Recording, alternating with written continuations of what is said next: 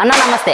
ఈరోజు బిల్డింగ్ దగ్గర పని ఉన్నా లేకపోయినా ఈరోజు కూలి ఈరోజే రావాలి, ఖచ్చితంగా మనది హాజరుపడాలి అనుకున్న వాళ్ళ మైండ్ సెట్ ఎలా ఉంటుందో తెలుసా?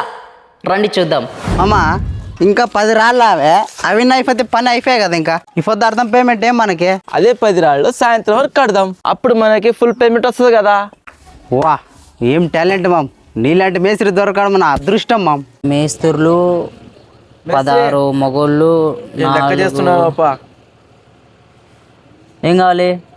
పేమెంట్ అప్ప. ఒక టైంకి పెన్లాం బిడ్డలనైనా వదులుకుంటారు కానీ పేమెంట్ మాత్రం వదులుకోరు కదా.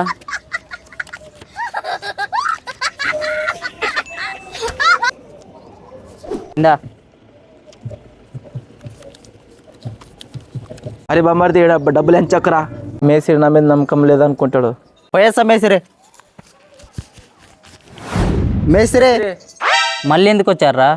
పేమెంట్ తక్కువ వచ్చేది మేస్త్రి. ఎంత తక్కువ వచ్చింది? హాఫ్ డే తక్కువ వచ్చాయి కదా మేస్త్రి. ఉన్నవే 10 రాళ్ళు, మధ్యాహ్నం కల్లా అయిపోయే పనిని మీరు సాయంత్రం వరకు చేస్తే మీకు ఫుల్ పేమెంట్ ఇవ్వాలనా? సాయంత్రం వరకు చేస్తే మీకు ఫుల్ పేమెంట్ ఇవ్వాలనా? ఒక్క నిమిషం మేస్త్రి. మేస్త్రి మామ, నేను చెప్పిన ఉన్నవే 10 రాళ్ళు మామ, తొందరగా కట్టుకొని మధ్యాహ్నం పోదామని చెప్పిన.